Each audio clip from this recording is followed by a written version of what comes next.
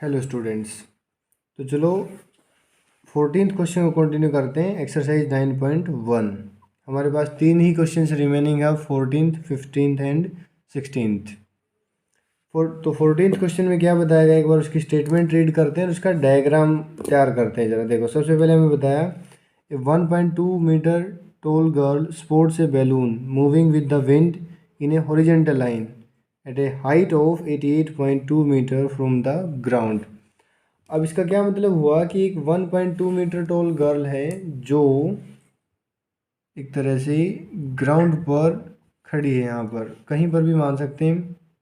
उसकी हाइट हमें गिवन है कितनी, 1.2 मीटर, और वो किसी बैलून को सपोर्ट करती है, यानी कि देखती है यहाँ पर, जो ग्राउंड से कितनी हाइट पर था, 88.2 मीटर। यानी कि ये कंप्लीट हाइट कितनी गिवन हमें, 88.2 मीटर ये गिवन है। और the angle of elevation from the balloon from the eyes of the girl at any instant is 60 degree. और यहाँ पर अभी जब वो गर्ल इस बैलून को देखती है तो जो एंगल ऑफ एलिवेशन है इसकी हॉरिजेंटल लाइन से 60 डिग्री का है। ठीक है। After some time the angle of elevation reduces to 30 degree. और अगर बैलून विंड के साथ मूव कर रहा है, इस डायरेक्शन में हमारी विंड चल रही है, तो बैलून थोड़े टाइम बाद नेक्स्ट पोजीशन पर होगा कुछ यहाँ पर। जब वो बैलून वहाँ पर होता है तो उस टाइम पर जो एंगल ऑफ एलिवेशन था वो 30 से रिड्यूस होकर 60 से रिड्यूस होकर 30 रह जाता है सिर्फ। यानी ये एंगल ऑफ एलिवेशन कितना है, 30 डिग्री। ये हमें क्वेश्चन में बताया गया है। we have to find the distance traveled by the balloon during the interval। यानी हमें कुल मिलाकर ये डिस्टेंस फाइंड आउट करनी है किसी तरह। मान लेते हैं ये डिस्टेंस हमारे पास कितनी है, x मीटर। डायग्राम की नेमिंग करते हैं ज़रा, point A B C D and E। अब अगर ध्यान करो दें यहाँ पर हम, तो गर्ल की हाइट 1.2 मीटर है, तो ये डिस्टेंस भी कितनी होगी, 1.2 मीटर। ये भी कितनी होगी, 1.2 मीटर यहाँ से यहाँ तक। तो जो ऊपर हमारे पास ट्रायंगल में वो साइड बचेगी सी डी, वो कितनी हो जाएगी, 88.2 माइनस 2 यानी कि 87 मीटर। क्लियर। और ये भी कितनी होगी हमारे पास यहाँ पर, 87 meter B E B. Clear. तो जो हमें क्वेश्चन में गिवन है वो एक बार लिख लेते हैं। यानी कि हमें गिवन है height of girl, height of girl हमें गिवन है कितनी है, 1.2 मीटर। और हमें हाइट ऑफ बैलून भी गिवन है। हाइट ऑफ बैलून कितनी है हमारे पास, 88.2 मीटर। क्लियर। ठीक है। तो अब हमें अगेन यहाँ पर दो राइट एंगल ट्रायंगल्स नज़र आ रहे हैं, उन दोनों ट्रायंगल्स में टेंजेंट थीटा की डेफिनेशन यूज़ करते हैं। यानी कि in triangle A B E tangent theta किसके इक्वल होगा, परपेंडिकुलर बाय बेस। तो जिसकी वैल्यूज़ हमें पता है वो रखते हैं ज़रा एक बार। तो देयरफॉर टेंजेंट यहाँ पर थीटा की जगह हमारे पास है 60 डिग्री का एंगल, और परपेंडिकुलर यहाँ पर 87 डिवाइडेड बाय बेस हमारा है ए बी। बेस कितना है, ए बी डिस्टेंस, ये डिस्टेंस। टेंजेंट 60 की वैल्यू यूज करते हैं, यानी √3 is equal to 87 by A B. Cross multiply करते हैं, √3 A B is equal to 87। यहाँ से ए बी की वैल्यू हमें मिल जाएगी 87 बाय √3। कितनी आंसर आ जाएगा, 87 बाय √3। और क्योंकि डिनोमिनेटर में √3 है तो उसके लिए हम रैशनलाइजेशन कर देते, तो क्या आंसर हो जाएगा, 87 √3 बाय √3 इंटू √3 3, और 3 से डिवाइड भी हो जाएगा, यानी कि 3 टू 6 और 3 9 जाए, यानी कि आंसर आया 29 √3।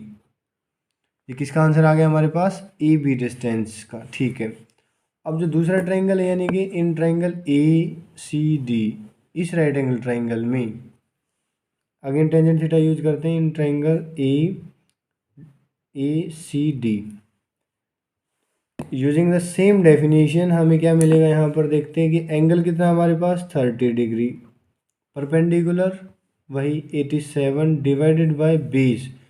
अब इस कंप्लीट ट्राइंगल का जो बेस है वो हमारे पास क्या है, ए बी की वैल्यू हमने अभी कैलकुलेट की थी 29√3, तो क्या हो जाएगा 29√3 प्लस एक्स, ये कंप्लीट बेस 29√3 प्लस एक्स।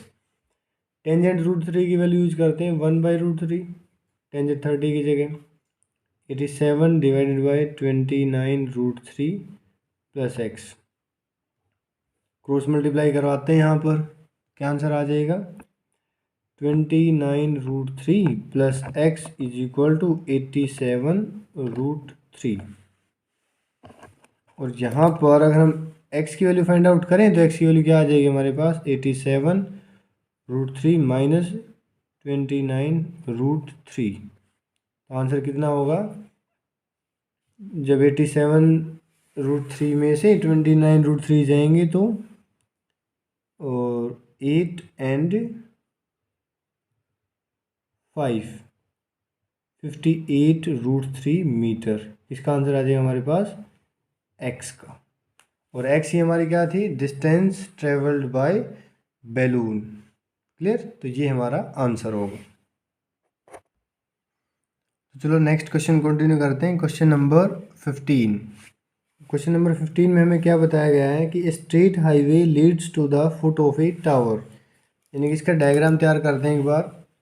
कि स्ट्रेट हाईवे है कोई हमारे पास, leads to the foot of a tower का मतलब क्या हुआ कि वो किसी टावर की फुट तक जाकर ख़त्म हो जाता है कुछ, ये हमारा टावर है। आगे man standing at the top of the tower observes A car eight an angle of depression of 30 degree, यानी कि यहाँ पर कोई आदमी है इसके टॉप पर, उसके लिए ये हॉरिजेंटल लाइन होगी और वो किसी कार को 30 डिग्री के एंगल ऑफ डिप्रेशन पर नोटिस करते हैं। कोई कार इस यहाँ पर थी मान लेते हैं, which is approaching to the foot of the tower with a uniform speed, और कार वो जो है फुट ऑफ द टावर की तरफ अप्रोच कर रही है विद ए यूनिफॉर्म स्पीड। तो उसके बाद उसने बताया 6 seconds later the angle of depression of the car is found to be 60 degree, यानी कि 6 सेकंड्स के बाद जब कार इस पॉइंट पर आ जाती है तो एंगल ऑफ डिप्रेशन था हमारे पास 60 डिग्री। और यहाँ पर we have to find the time taken by the car to reach the foot of the tower from this point. अब यानी कि इस पॉइंट से car foot of the tower तक जाने में कितना टाइम लेगी, ये हमें फाइंड आउट करना है। कोई नहीं, डायग्राम की एक बार नेमिंग करते हैं, points A B C and D. हमें जो गिवन है वो लिखते हैं। हमें यहाँ पर गिवन है कि the angles of depression, the angles of depression 30 degree and 60 degree, और time taken by the car from A to B जाने में जो टाइम लगता है वो 6 सेकेंड्स बताया है उसने, क्वेश्चन में बताया है। यानी कि time taken to cover A B distance is equal to 6 seconds. और हमें निकालना ये है कि कार बी से सी तक जाने में कितना टाइम लेगी। तो कोई नहीं, हमें जो दो राइट एंगल ट्राइंगल्स नज़र आ रहे हैं उन दोनों में टेंजेंट थीटा का यूज़ करते हैं। और दूसरा, और ये हॉरिजेंटल लाइन और ग्राउंड ऑलवेज पैरेलल होते हैं, तो ये एंगल 60 डिग्री का हो जाएगा और ये एंगल कितने का हो जाएगा 30 डिग्री, अल्टरनेट इंटीरियर एंगल के लॉजिक से। यानी कि इन ट्राइंगल, अब बी सी डी ट्राइंगल में, in triangle B C D using tangent theta, यानी कि परपेंडिकुलर बाय बेस। परपेंडिकुलर हमारे यहाँ पर कितना आप यूज करते हैं इसमें, देयरफॉर टेंजेंट थीटा की जगह 60 डिग्री, परपेंडिकुलर हमें नहीं पता, यानी कि C D and divided by base, base यानी कितना है यहाँ पर बी सी। क्लियर, टेंजेंट 60 की वैल्यू यूज करते हैं, यानी कि √3 इज इक्वल टू, और यहाँ पर हाइट ऑफ द टावर हमें गिवन नहीं है, चलो उसको h मान लेते हैं, कन्वीनियंट हो जाएगा क्वेश्चन कि h डिवाइडेड बाय, और BC डिस्टेंस को हम कंसिडर कर लेते हैं, कोई उसकी कोई खास जरूरत नहीं, BC को BC भी रख सकते हैं हम। क्लियर? तो BC कितना आ जाएगा, यहाँ से क्रॉस मल्टीप्लाई करते हैं, यानी कि √3 BC is equal to h। तो h की वैल्यू हमारे पास कितनी आ गई है, √3 BC, या एक तरह से BC डिस्टेंस की वैल्यू कितनी आ जाएगी, h बाय √3, h बाय √3। ठीक है। अब जो दूसरा ट्रायंगल हमारे पास उसमें, यानी कि इन ट्रायंगल AACD, बड़े ट्रायंगल में, in triangle ACD using tangent theta, यानी कि tangent 60 degree is equal to perpendicular यहाँ पर h डिवाइडेड बाय बेस है कंप्लीट, ये हमारे पास AB प्लस BC, यानी कि कंप्लीट डिस्टेंस AC। टेंजेंट 60 की value √3 is equal to h divided by AC, cross multiply करते हैं तो हमारे पास √3 AC किसके इक्वल आ जाएगा, h की, यानी कि यहाँ से अगर हम ध्यान दें, सॉरी यहाँ पर एंगल जो है वो 30 डिग्री का है, एक मिनट, यहाँ एंगल हमने गलत यूज कर लिया, एंगल कितना है 30 डिग्री का, तो 30 के हिसाब से यहाँ वैल्यू क्या रखेंगे हम, 1 बाय √3, तो यानी कि AC is equal to √3h होगा, बस ये ध्यान रखेंगे, ये पार्ट नहीं होगा, वैल्यू दूसरी यूज की जाएगी। क्लियर? तो एक इक्वेशन आ गई हमारे पास ये।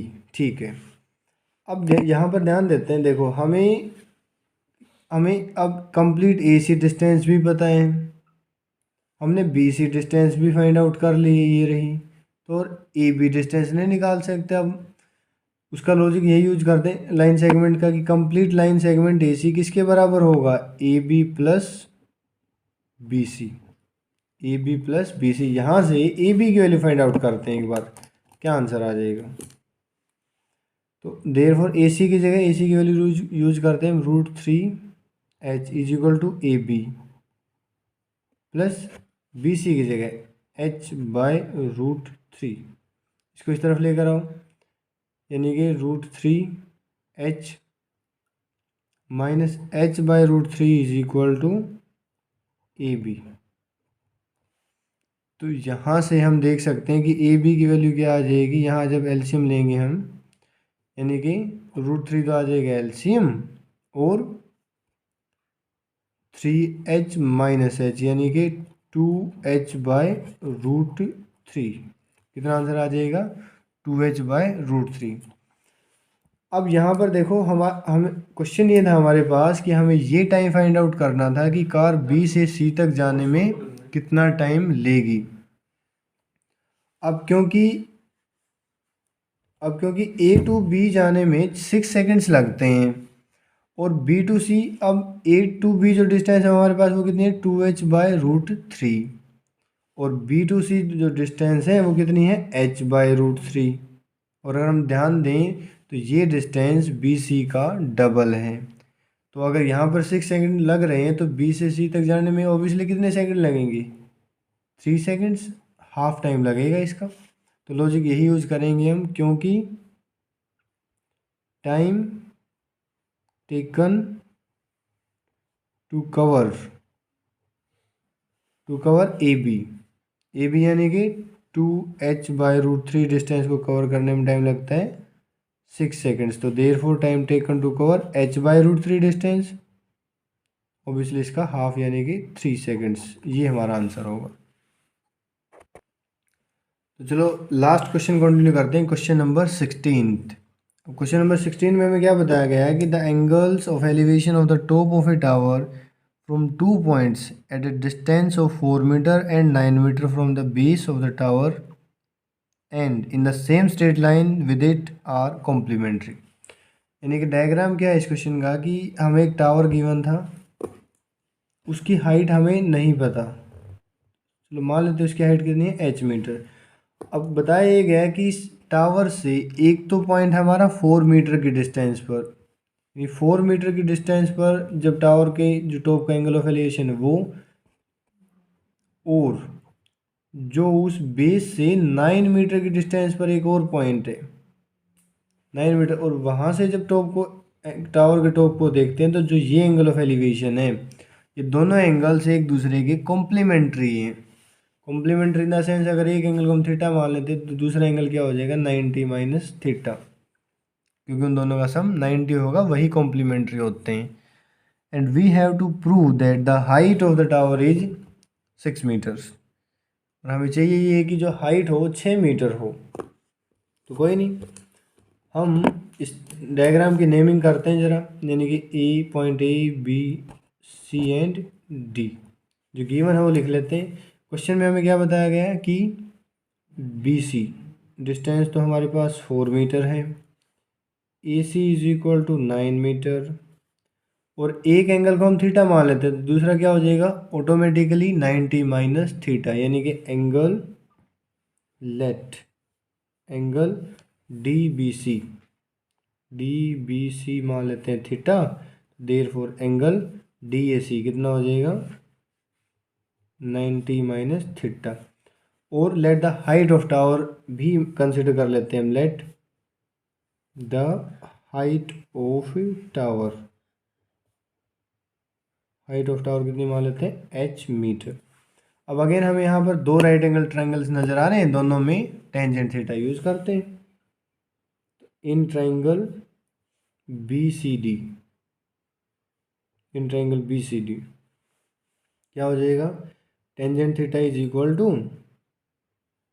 Perpendicular by base. अब यहाँ पर थीटा की जगह थीटा ही है तो हम उसको चेंज नहीं कर सकते, यानी कि टेंजेंट थीटा परपेंडिकुलर की जगह h and divided by base की जगह है 4। क्लियर, फर्स्ट इक्वेशन हुई एक तरह से। दूसरा, in triangle A C D, in triangle A C D अगर हम बात करें ए सी डी बड़ी ट्रायंगल में, तो थीटा की जगह अब की बार हमारे पास एंगल है 90 माइनस थीटा, यानी कि tangent 90 minus theta is equal to perpendicular h divided by base है कंप्लीट 9, और टेंजेंट 90 माइनस थीटा हमें 8th चैप्टर से पता है क्या होता है, cot theta is equal to h by 9।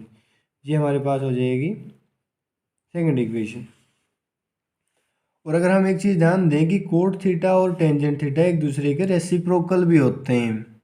क्या होते हैं, रेसिप्रोकल। तो अगर हम इन दोनों इक्वेशंस को मल्टीप्लाई करवा देते हैं तो उससे टेंजेंट और कोट क्या हो जाएंगे, कैंसिल।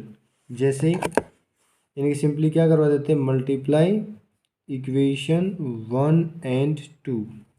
जैसे इक्वेशन 1 और 2 की मल्टीप्लाई करवाएंगे क्या मिल जाएगा हमें, कि यहाँ मल्टीप्लाई करवा देते हैं इस तरफ कि tangent theta into cot theta is equal to h by 4 into h by 9।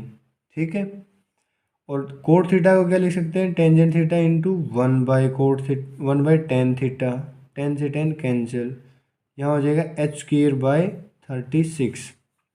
36 को इस तरफ लेकर आओ, 36 is equal to h square, और h की वैल्यू क्या आई, क्या आएगी यहाँ से, h की वैल्यू आ जाएगी अंडर द रूट 36 यानी कि 6 मीटर। तो हेंस प्रूव्ड कि हाइट ऑफ द टावर कितनी होगी हमारे पास, 6 मीटर। और अगर हमने ध्यान दिया हो आपने यहाँ पर कि इस एक्सरसाइज में मैक्सिमम क्वेश्चंस ऐसे हैं जिनमें हम टेंजेंट थीटा का यूज़ करते हैं, क्योंकि मैंने बताया था कि वे सारी प्रॉब्लम जो हाइट एंड डिस्टेंस प्रॉब्लम होती है वो सारी टेंजेंट थीटा की ही डेफिनेशन से सॉल्व होंगी। तो एक मोस्ट ईजीएस्ट एक्सरसाइज है और सभी क्वेश्चंस हम इजीली अटेम्प्ट कर सकते हैं। Clear, okay.